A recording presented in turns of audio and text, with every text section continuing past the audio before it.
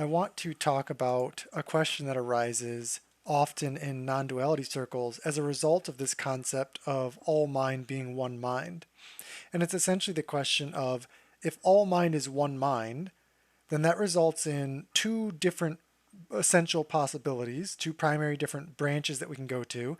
Either solipsism, which is the idea that if there's only one mind, then only one of us is real, essentially. That all of this, if you go back to the dream analogy, right? Only one of the people in a dream is the dreamer, and everyone else is essentially a figment of the dreamer's imagination.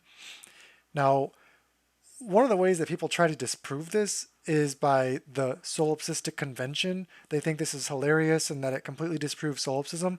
The solipsistic convention is basically the idea that, well, if you got a whole bunch of solipsists in a room together, they would all claim to be the one who's dreaming or the one who's the true mind, and everybody else is a figment of their imagination, so that disproves it. Well, no, that doesn't disprove it at all.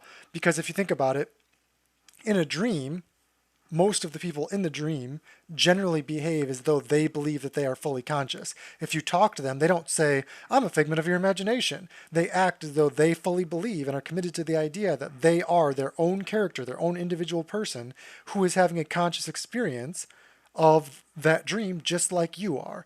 So to use another example that might make it more obvious, imagine if I programmed a couple of really advanced artificial intelligence agents or computers, and I put them in a chat room with you. And those artificial intelligences were designed to convince you that they were also conscious by not only claiming that they were conscious, but by saying and doing all the right things to convince you that they too are conscious human beings. Well, that would go the same way, right? Even though most likely those computers are not conscious. Those intelligences are not conscious. So again, the solipsistic convention doesn't really prove or disprove anything.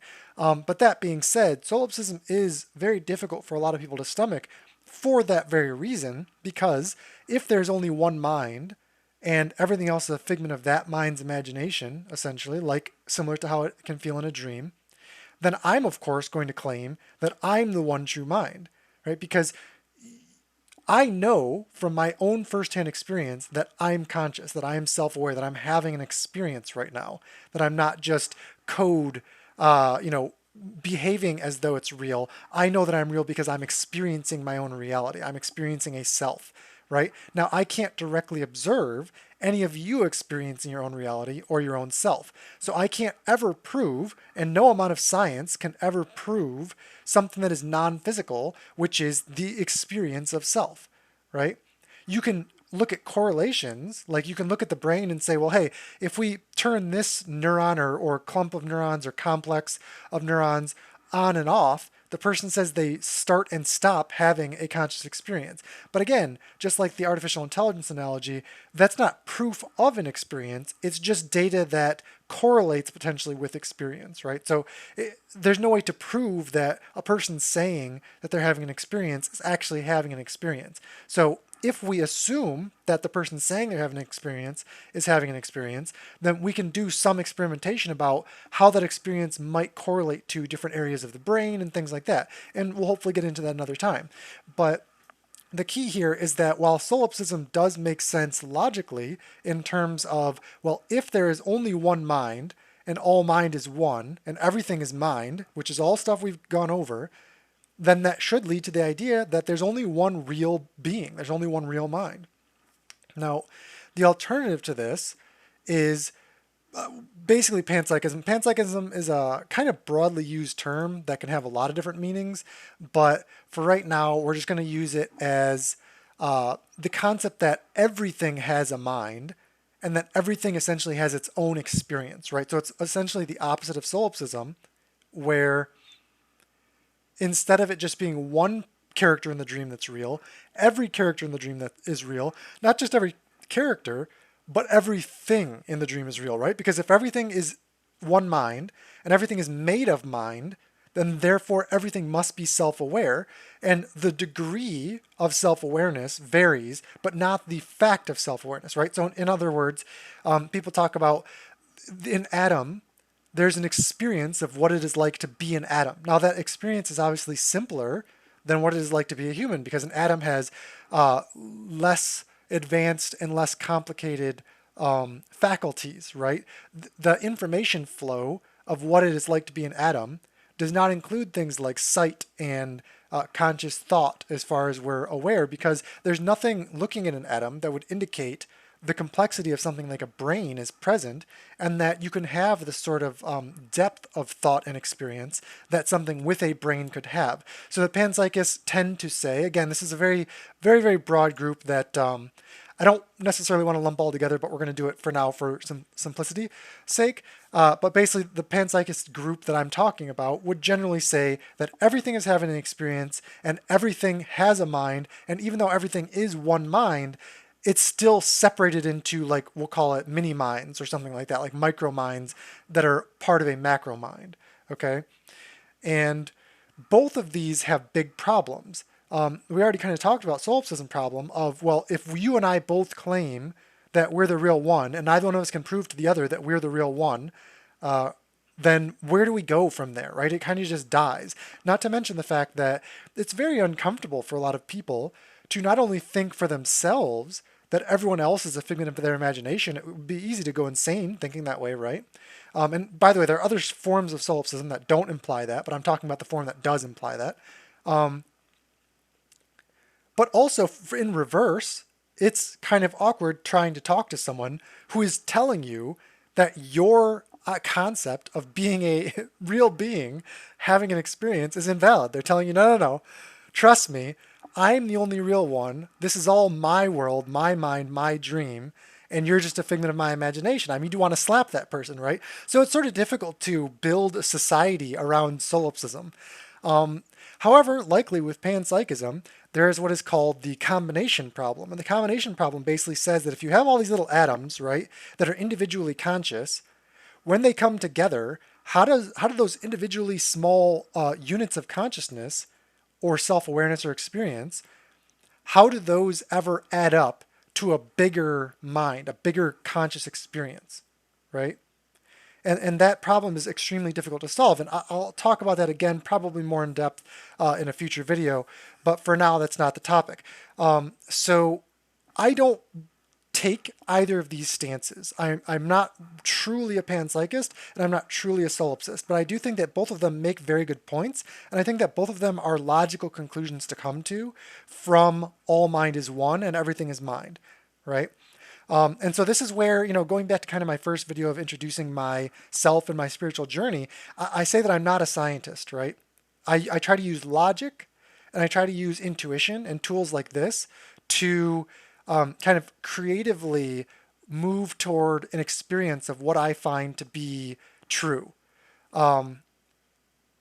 The trouble with logic versus something like science is that both of these conclusions, both panpsychism and solipsism, both are quite logical in terms of how you can get from the premises, right, like all mind is one and everything is mind, to these conclusions. So neither one of these is ridiculous, in my opinion, just based purely on logic. But they also contradict each other. In science, it's a lot easier over time to be able to disprove conflicting theories and to unify around one theory based on the results of experiments once you get the technological level to do those experiments that are necessary to eliminate those alternative hypotheses, right? But with logic, we don't always have that option available. So what we have to do is our best guess, and that's what I'm doing for you now. I'm offering you my best guess of what the best logic is, but I'm not saying that these other logical conclusions are wrong, or well, I guess I'm saying that I don't believe them, but I'm not saying that they're illogical. I'm just saying that it's not what I believe. That's not where my logic leads me and my intuition leads me. So let's talk about where my logic and intuition do lead me. So we'll call my theory or my model the hybrid theory or model.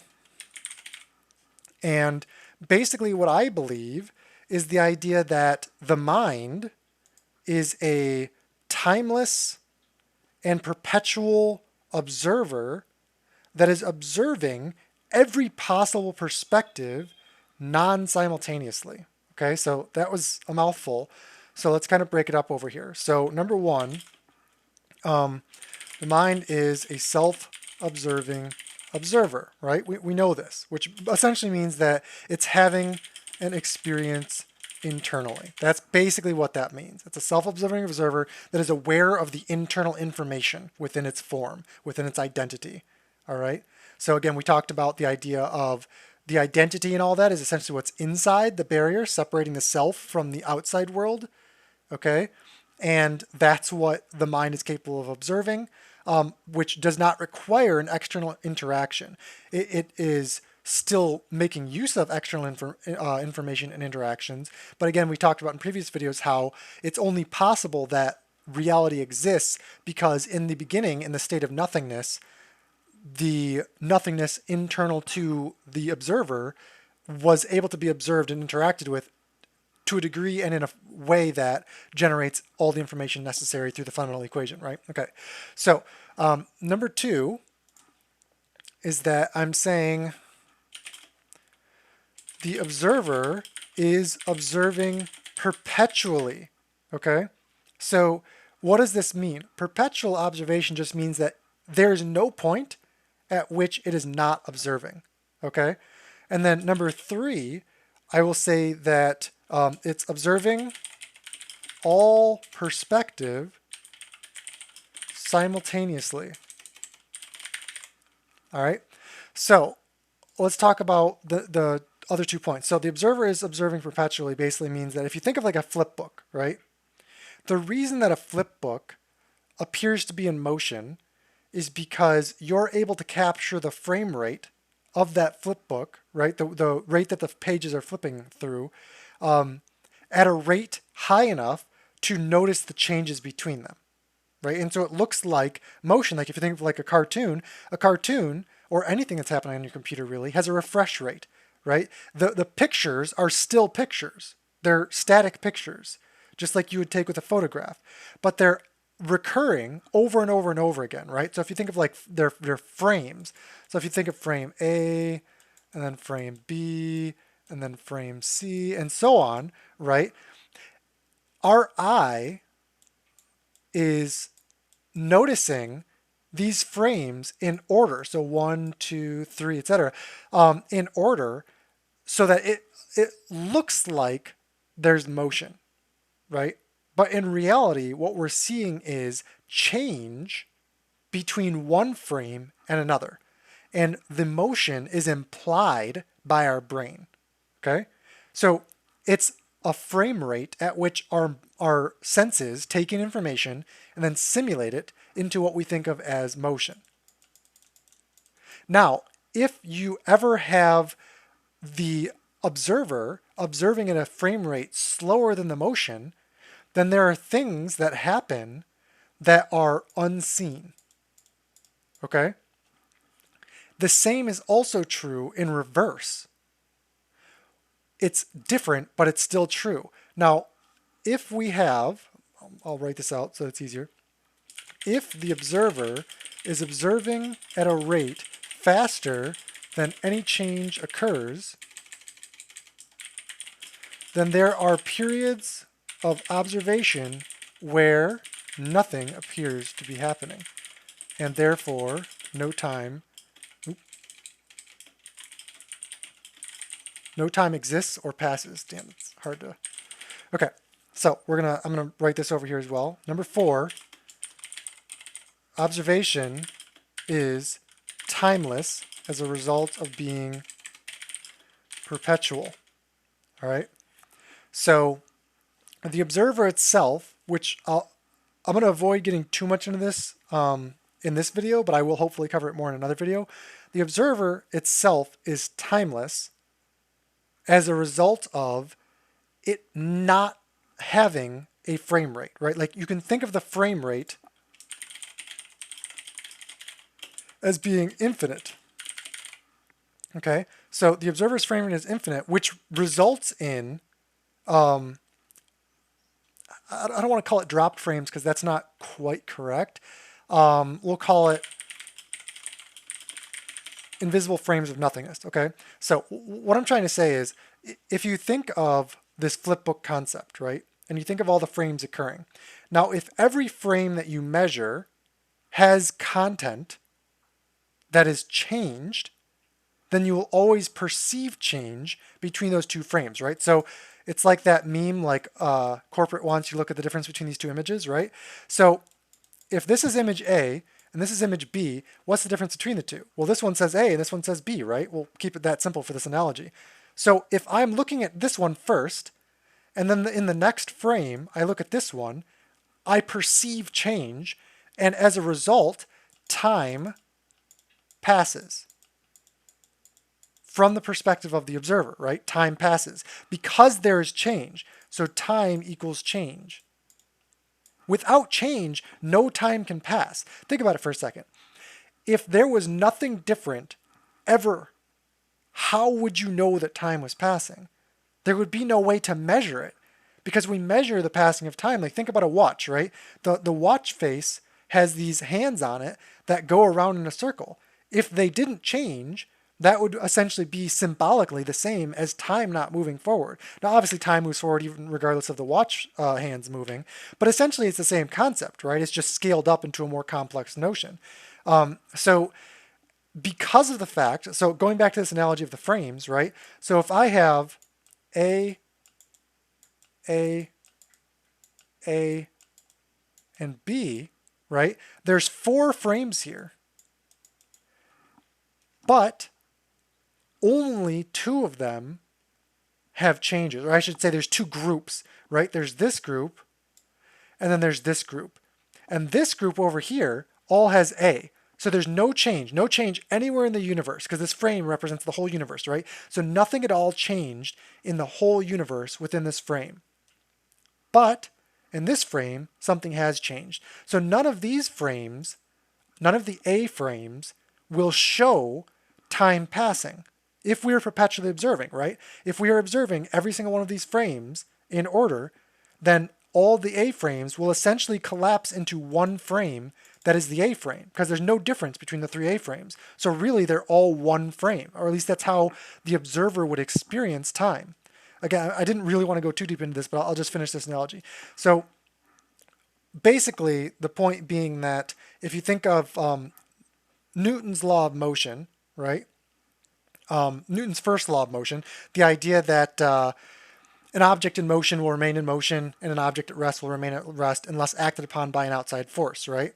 So if you think of that as the entire universe, well, what's outside of everything, right? And I really mean what's outside of everything?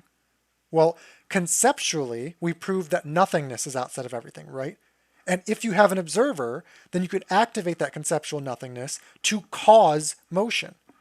But if you don't have an observer that is capable of interpreting and activating, catalyzing that nothingness, which is outside of everything, then the nothingness outside of everything doesn't count, right? It doesn't count as something acting upon everything in terms of physical objects, right? Like it's not 2 pool balls hitting each other. Nothing can never bump into something in terms of physical objects, right? Because nothing doesn't exist as a physical object. It only exists conceptually, which is why you require the observer, as talked about in a previous video. So in terms of activating motion, if we think of Newton's first law of motion, then basically what we're saying is that because we can observe, currently, you and I can presently observe that the universe is in motion, and there is nothing outside of the universe that could act upon it. And I'm not talking about, well, what about the multiverse where there's multiple universes? I'm talking about the universe here representing everything that could ever exist, will ever exist, or does presently exist, right? That's the universe. That's what I mean by everything right now. So there's nothing outside of that that can act upon that. And therefore, nothing could set it in motion. So according to Newton's first law, the universe has always been in motion and will always be in motion, right? Because if it was at rest, it would have remained at rest. But if it was at rest, we wouldn't see motion around us.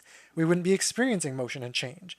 So the only logical conclusion, again, this is logic, not science. I'm quoting Newton's first law, which is scientific, but I'm using logic to interpret it, right? So go back to the first video on that one. So logically, we can conclude that the universe has always been in motion, right? Has always been in perpetual motion and will always remain in perpetual motion because there's nothing outside of it to act upon it. So it could not have started moving, right? And what I mean by that is, you might ask, well, wait a second, I thought you said that the universe did start. You used the words in the beginning. Yes, but what I meant by that is that the observer, remember, the observer is observing perpetually. So the observer is what's always in motion. Remember what we're talking about, all of these examples with frame rates and flipbooks. I'm describing the concept that the observer never stops observing. There is no frame rate at which the observer cannot observe. It observes at an infinite frame rate, right? I said that somewhere. I don't remember where I wrote it down. But it observes at yeah, there you go. An infinite frame rate, which means that no matter how many frames there are, it is always observing everything that's occurring, okay?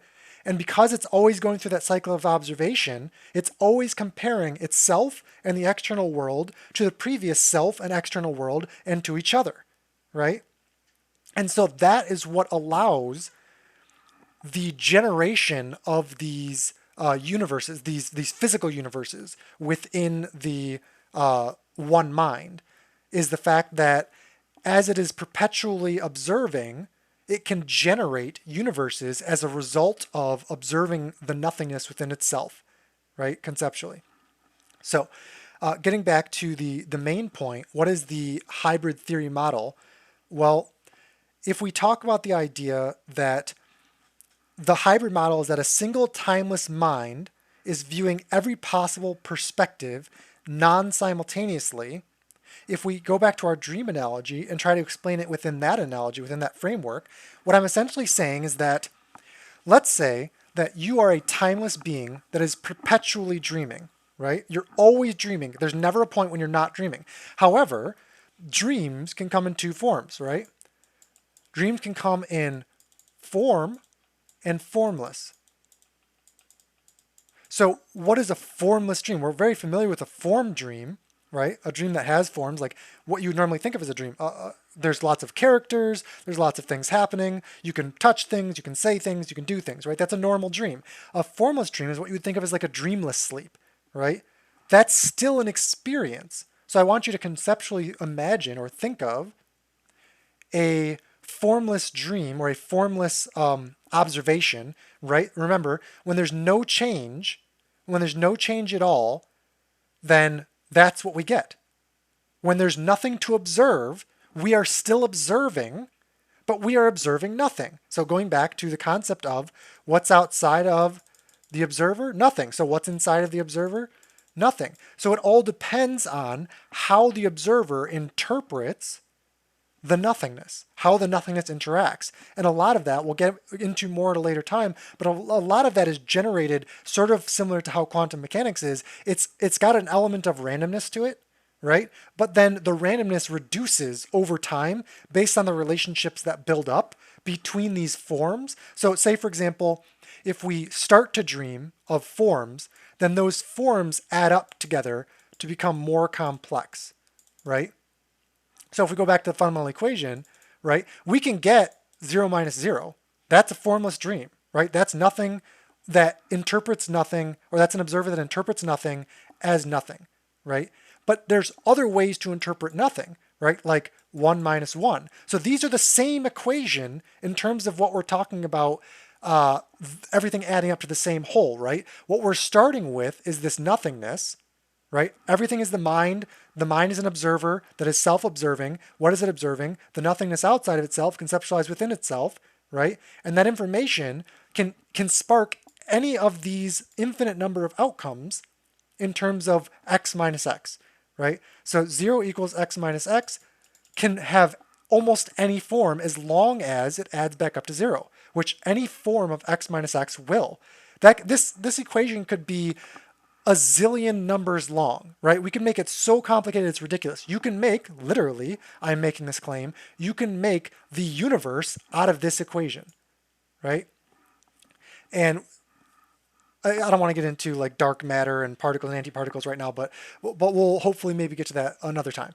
I know there's a lot of things I say about that. We'll get to another time, but please be patient with me. This is there's a lot to this, right? Like it's so difficult. You can see how messy the screen gets. It's so difficult not to digress and just go off into 1,000 different tangents because everything has so much individual depth to every different topic that it's hard to just stick to one topic. But I'm trying to get back to this. This is where I want to go to end this video. So again, coming back to the dream analogy, so we can either end up in a dream with form or a dream without form, okay? And a dream without form is still an observation that's occurring. And all you're doing is observing nothingness, which is no change. And again, there's always technically no change. I'm kind of digressing again back to the fundamental equation, but there's always no change. Everything always adds up to zero. Everything always adds up to one mind, one observer. It never changed, right? But you have to understand that whether it's an incredibly complex universe over here or nothingness as simple as a black screen, right? All of that is just a different version of this equation and its potential complexity. Just like in quantum mechanics, that a superposition can collapse into any number of probable states, right? This is the number of probable states. It's infinite. But these are the two core probable states. You can think of this as +1 and -1, and this is 0, the observer, right? So anytime we collapse the potential of nothingness into a positive universe, we're collapsing it into a complex universe that can potentially build on top of itself before it disappears if it ever gets to that point. But it's always going to cycle back to this, and it's always going to spit out more of these, infinitely, right? Perpetually. This is what the observer does. This is what the God mind or the source or whatever you want to call it does at infinitum.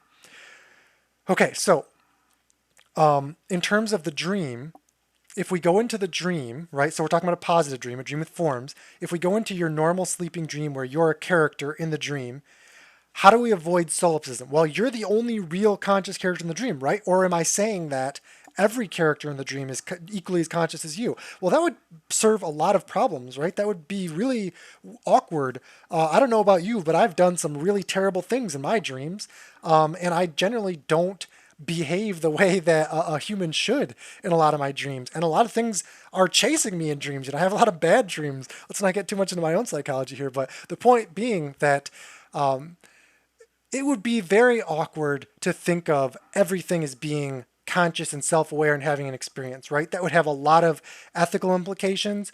Like, can I even eat vegetables if they're self-aware and conscious? What about the bacteria that my body is killing? Am I, a murderer for killing lots of conscious little things? What about abortion laws? Like there's so many things that can become complex from this, not to mention just the idea of like, is it okay to even have dreams and do all these crazy things within our dream? So which of these is true if we are inside of a regular dream with other characters? Well, according to me and my model, what would be true is that there's only one conscious character at a time, but because that mind is timelessly observing and it's always spitting out these universes, right, in an essentially timeless fashion, then it can play both sides of the character, right? So I want to use an analogy here. I'm going to need to remove some of this. I don't remember what I was going to say about that above and below. Maybe I'll get to it. Maybe I won't. Okay, so I'm going to use a chessboard, right? So if you think about a chessboard, I don't actually know I'm drawing this. I don't need to draw it. I'll just talk about it. So if you're playing a chessboard, right? Let's say this side is black and this side is white. How can one play themselves in a chessboard if the sides are different, right? Well, because of time. Time equals turns. Now, if you think of it in terms of chess, which is turn-based, reality doesn't work exactly like a chess game, and I'll explain that in a moment. But basically, if the time is running down on white side, it's not moving on black side, right? And so I'm not saying that the other characters in your dream aren't moving when you're moving. What I'm saying is that when you're playing white side, right, and time is moving as the white character, like your main character in your dream, right? When you're playing the white side of the board, you're experiencing the dream from that perspective. But you can, through the cyclical nature of time, through the cyclical nature of the observer, which is constantly creating universes, traveling through the entire universe. We'll get more into this shape later, but, right? So like these are all paths, think of it this way, from the beginning of the universe to the end of the universe, right? So think of this as like a narrative, right? Like your birth and death. So we'll call it B for birth and D for death. So your birth would be like this. And then depending on what path of your potential life you take, it might look like this, right? You might take this arc through your life and then you die. And what I'm telling you, and we'll get way more into what happens after death and my concept of that another time, what I'm telling you is that through this sort of neutral zero line in the middle, right? Where we experience nothingness, so there's no conceptual, or there's no actual dream occurring, there's no positive dream, it's a negative dream of nothingness. We travel backwards to the beginning and go back around, right? Like riding the roller coaster again, essentially. So if you think of it like the chessboard, if you make a move and you push your pawn forward, right, e4 or whatever, then it's black's turn. You can be black then, right? Because you don't have to be white anymore. So you can be black even though you're playing the same person. So you're playing yourself because yourself is essentially frozen in time. So what I'm saying is imagine that you had one dream, right? Like imagine like you were,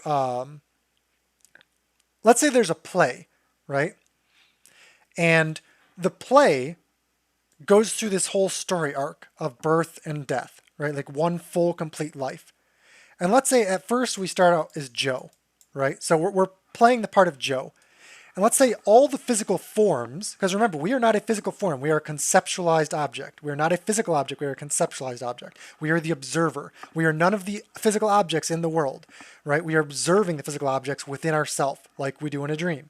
So imagine that we go through the dream or through the life or through the play acting as Joe. We are Joe the actor. And we are viewing everything from Joe's POV on the first run, right? But then we rewind that entire universe and then go back through it as Jill, right? These are super cliche names. I don't know why I use them. But so on the second run through, we are acting as, or we are experiencing the dream as, or we are living through the POV of Jill. And so it doesn't matter that there's only one mind because that one mind is capable of timelessly playing every character. So both of these are true. Both panpsychism and solipsism are true because at any given time, there is only one mind, and at any given time, there is only one actively conscious character. However, because all the times line up together, all of the characters are essentially conscious, but the crazy part is that they're all you, right? So if you take into consideration the fact that it's the same story rewound, right? Because again, we're creating all of these different universes. Every possible universe that could exist, will exist, does exist, right? But it's not being experienced simultaneously, right? It's being experienced, I should say, it observes all perspectives simultaneously, but the time is not experienced simultaneously. The POVs are not experienced simultaneously, meaning that at any given moment, you're experiencing one POV. But because all moments are a single moment, which we'll talk about another time, because all moments are a single moment, you're technically observing all of them simultaneously. I know that's really, really difficult for people to comprehend, and I'm sorry. We will get more into explaining this another time, but I just wanted to kind of give you the basic rundown of whether I am solipsistic or panpsychist, or kind of where my model comes down on that debate, and how it sort of explains the question that often comes up in non-dualistic forums with non-dualistic authors and things like that, which is, wait a minute, if we're all God, then doesn't that mean that I'm God? And how can each one of us be God? If we're all the same God, how can we be separate? Right? Like there's that very complicated concept of duality and non-duality. And I, through my hybrid model, believe that duality and non-duality are the same thing. It's this, right? This is the, this is very messy. The left side of the equation is the non-dual side, right? That's the side where we're all one thing, one observer, one mind, one experience. On the right side, we have the same thing, right? It's the same thing. That's what the equal sign means. These are the same thing, but they're in a different state. So go back to the states of water, right? The states of information. This is a dual state of information, and this is a non-dual state of information. They're divided by the equal sign, which means that they're the same thing, just in two different states, or they equal each other. So I guess to kind of use this little diagram down here, if we think about what it's like to be different people, a natural question you might want to ask is, so then I'm going to get to experience all these different things? Yes and no. When you think about identity, you, right? Let's say Jill is not Joe, right? So Joe and Jill are not the same, but they're also the same. Let me explain that. So Joe and Jill are not the same, just like 0 equals x minus x is not the same, because this is dual and this is non-dual, right? But they're the same in terms of they all add up the same. They all are from the same thing, and they all go back to the same thing. And so it's, if you think of it in terms of math, it's the same amount of energy, it's the same amount of value, right? So it all comes back together like a puzzle, right? So we are all one, we are all the same, we are all the same observer, the same God or energy, or whatever you want to call it, but we are not individually the same, right? So again, using this diagram here, above is not the same as below, right? But they're the same sphere, they're the same circle. It's just that using this divider creates the illusion of difference between them. So if I'm viewing below from above, it looks as though it's below me. If I'm viewing above from below, it looks as though it's above me. So it's this subjective experience, point of view, right? The point of view that gives the illusion of separation. So when this x is viewing this x, when the positive x is viewing the negative x, it's a point of view that allows one element of the equation to view the other element of the equation as different from itself, even though they're all the same. So going back to the dream, you can think of all the characters in the dream are one mind, right? But that doesn't mean that they're the same character, right? So there's like a hierarchy, right? Like there's the one mind, and then below that are these multiple characters. And the characters are different from each other in the sense that so long as the characters exist, separation exists. And when separation exists, there's differences between the separate aspects, right? So there's differences between Joe and Jill. There's differences between above and below as long as separation exists. But if you take that separation away, then they all become the same thing again. So the duality versus non-duality concept, I'm not necessarily on the side of non-dualists because they tend to, as far as I can tell, kind of ignore or disrespect duality and say, oh no, duality is purely an illusion. Yes, in a sense, I agree with that, right? Duality is an illusion in the sense that if you only believe duality is true, then you're believing in an illusion. But if you recognize that duality and non-duality are two different states of the same thing, two different ways to experience the same thing, just like two different perspectives of the same story, right? Like let's say that we wrote two books. It's the same exact story, just like you and I are living in the same exact world right now. But one book, book A, is written from one person's perspective, and book B is written from another character's perspective from within the same story, okay? Those two books are not going to have the exact same data. They're not going to have the exact same words. They're not going to be the exact same order. It's not going to tell the exact same story, but they are of the exact same world, right? And that's the concept of duality versus non-duality here that I'm trying to hybridize and unify by saying that they are the same thing, but they can be separated to have the concept of a separate experience. So how we get away from solipsism is by saying that, are you the one God? Yes, you are, but it's not the character that's the one God. It's not the character that's having all of these experiences. So we'll get into the idea of what happens after death more later. But when we ask the question, so I'm experiencing everything? Well, it depends on which you're talking about, right? Is you, the infinite observer, going to experience everything? Yes. Is you, the character in the story, the identity, going to experience everything? No. right? And so let's compare that to the dream analogy that we always use. In a dream, when you dream, are all of your dreams a consistent story, right? Is it like going back to the same TV show every night? For most people, it's not. For most people, it's not, and it doesn't have to be, right? For most of us, those dreams are essentially one-off. Sometimes we'll have recurring dreams, or we'll have dreams that do link up, like if you wake up and then you go back to sleep and you might go back into the same dream rarely, right? But in general, most people don't have the same dream. And so when you go back into your dream, you're not dreaming as the same character. I mean, I've had dreams where I'm a dog, right? That's obviously not who this character is. My waking self is not a dog. I mean, you can't prove that, but I'm reassuring you that the person talking to you right now is not a dog. So essentially, what I'm saying is that if you're asking me, okay, so the dream character who you think of as yourself, the identity, right, the avatar within the dream, are they going to experience every other dream?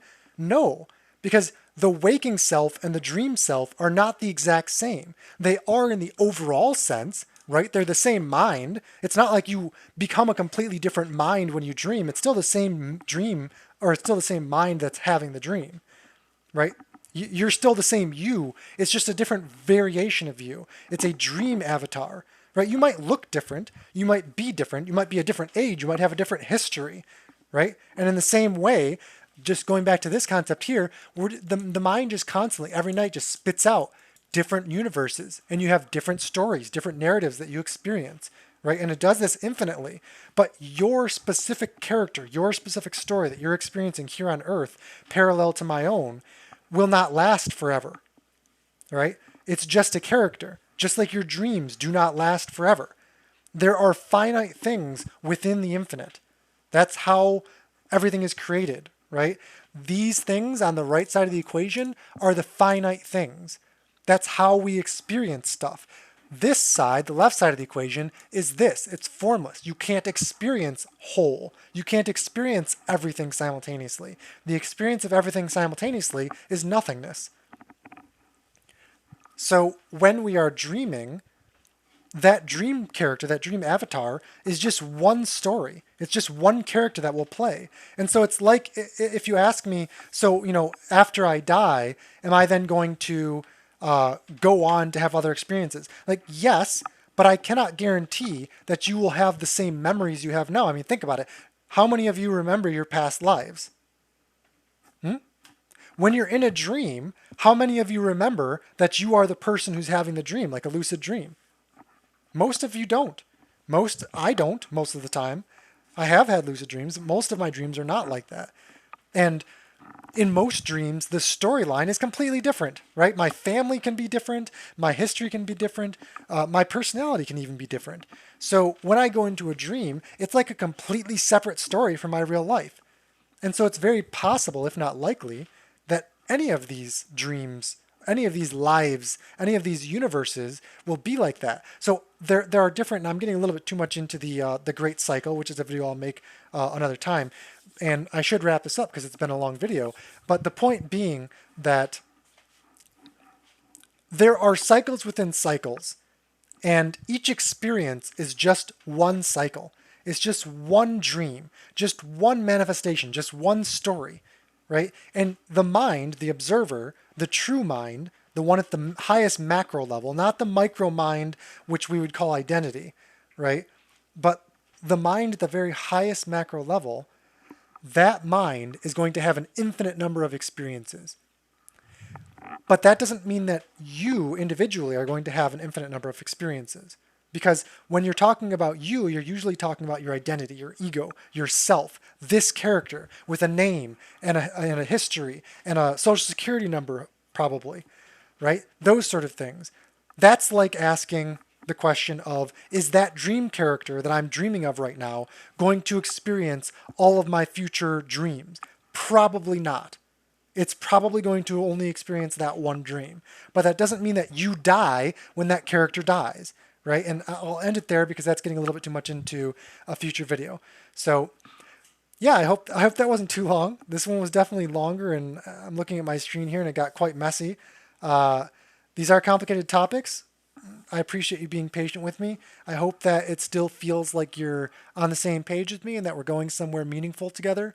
And that's really all I can ask for. So see you next time.